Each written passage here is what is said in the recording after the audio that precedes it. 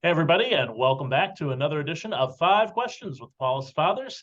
Today, we are going to be talking to a Paulist Press author and an illustrious deacon.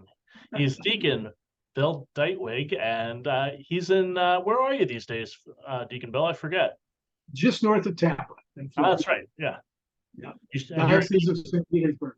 and you're a deacon of the Washington, D.C. Diocese. Correct. Mission, correct? Yeah. Correct. Cool. And so question 1, the title of your book, Courageous Humility. Tell me one reason why you think the church needs courageous humility at this time. It seems to me that with all of the various crises that we're facing, not just as a church, but in the world in general, is how do we as church present ourselves to the world? And it seems to me that our credibility has taken such a hit that we need to be modeling what Christ came to model in a more effective way. And I believe that one of those ways is to model humility. Humility is one of those virtues that's been at the center of our spirituality from the beginning. St. Augustine famously said, when a former student wrote to him and said, "What's the most powerful of all the virtues?" St. Augustine famously said, "First, humility. Second, humility. Third, humility." And so I think, we need that sense of what it truly means to be humble in today's world. And I think that fits with Pope Francis and his call to synodality, the idea of listening to others, that the way we respond to the world needs to be in response to their needs, to others' needs. That's what Christ did. So again, to avoid the impression that we are the people that have all the answers, instead to say that we're walking humbly with you in the Lord. And the notion of courage is to help emphasize, I think, the true meaning of humility. That humility doesn't mean you're bowed down and cowed and all this kind of thing. I used to use the example, a negative example of Uriah Heep from Dickens. But then I realized nobody read Dickens anymore, so the message was lost. But that notion of courage, that humility is a virtue that is active, and that sometimes it means we take risks for the good of others. Nice. Question 2, you just mentioned Pope Francis and synodality, and you talk a little bit about synodality in the book. What's one thing you've seen as a positive result of the recent synod on synodality? Just speaking locally here, as you mentioned at the outset, I'm currently serving in the Diocese of St. Petersburg. And in our parish and deanery, it was quite active in getting lots of folks together to talk and to share their views, their pains, their sufferings, their joys about the church. And that really was good. My only caution with all that was there was also sort of a parallel response that was, I'm sharing all these things, but will anybody really listen? Will anybody really do anything? So on the one hand, I think it was great, and I hope we do more of that. But also the fact now we have an obligation to act. So that's what I'm looking forward to. Yeah. Question 3. What's one thing you've seen in the church that you never thought would happen? Like you never thought you'd see this come to play? That's hard to ask an ecclesiologist, because as I usually tell my students, that I generally don't want to hear you ever say, we've never done this as a church, because generally speaking, we probably have. I think that seeing some of the lay leadership that Pope Francis has been putting in play in the Curia, and of course in his document restructuring the Curia, I guess I'd always expected something like that, but I'm pleased to see how far he's taken, installing qualified women and laymen in significant positions of authority. So I hope more of that continues. Yeah. Question 4. Yeah, I think this is really cool. You're a retired Navy commander and you've spent missions on submarines. How did that prepare you for becoming a deacon?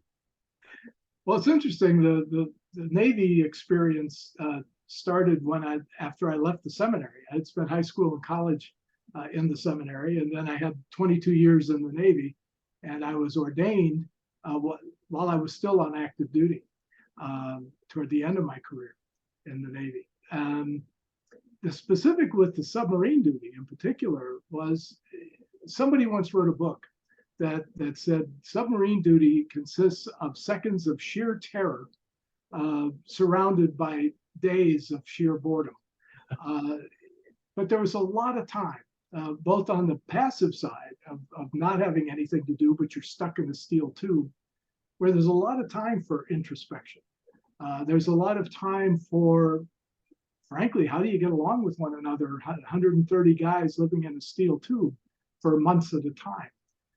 You learn a lot about yourself. You learn a lot about other people. And then in those moments of sheer terror, the notion of how do we save each other? How do we help each other here? There's that constant understanding that we need each other to survive this. So it was on many, many levels. But I think what I always took away from it was that opportunity for reflection of saying, well, we went through that crisis. Now how do we reflect on that? How do we grow from that? Where do we take this further? And again, I see that as a deacon. A lot of times when you're working with people that are going through a crisis, sometimes just lonely, and they don't know where they can turn to, and what we sometimes refer to as a sacrament of presence, just to be there with someone else. And so I gained a great appreciation for those kind of things in the middle of being in a submarine. Like serve the person in front of you, right? Exactly. Exactly. And question 5. A zombie apocalypse has arrived on Earth. Who are 3 saints or holy persons that you would want to have with you during that time to give you courage and hope? Well, I think in addition to the family saints, like my mom and dad, but I sense you want something a little more formal. I would say start with St. Peter. When I was in the seminary, we used to put on an annual passion play. And so for 2 years, I got to play the part of St. Peter. And it was great fun because again, you're learning about people as you do this. And I identified with Peter in his impetuosity. He loved the Lord so much, and he would do anything the Lord asked him to do. He'd take chances, he'd take risks. Sometimes he'd get slapped down, get thee behind me, Satan.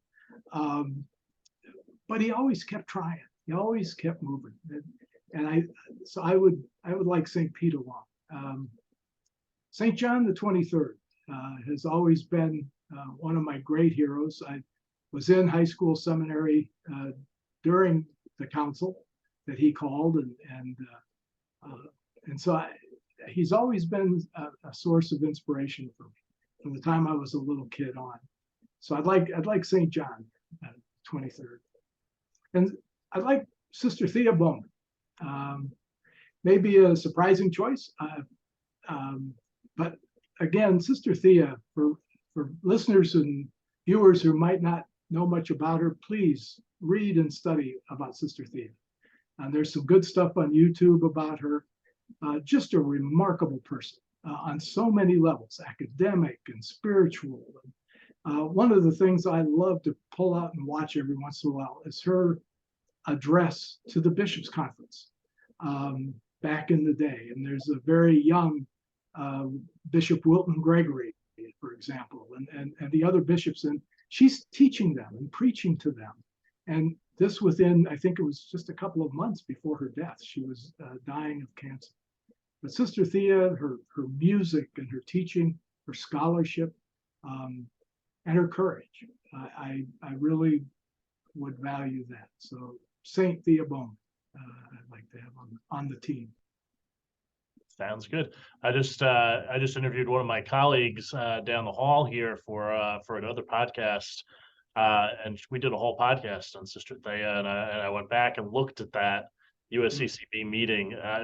She had the whole Bishops' Conference upstanding, singing "We Shall Overcome." It was great. And there's also a view of another remarkable person who's passed to cancer, but he was sitting next to Thea. And that was John Ricard. Bishop John McCarthy. He was, again, a remarkable human being. And we've really lost a giant when he passed as well. Yeah, absolutely. So those are 5 questions. The book, Courageous Humility, Reflections on the Church, Diakonia and Deacons. Deacon Bill Ditewig, thanks for joining us. We appreciate it. Thank you, Mike. I appreciate it. It's a great honor. And we'll have more again at another time here on 5 Questions with the Paulists.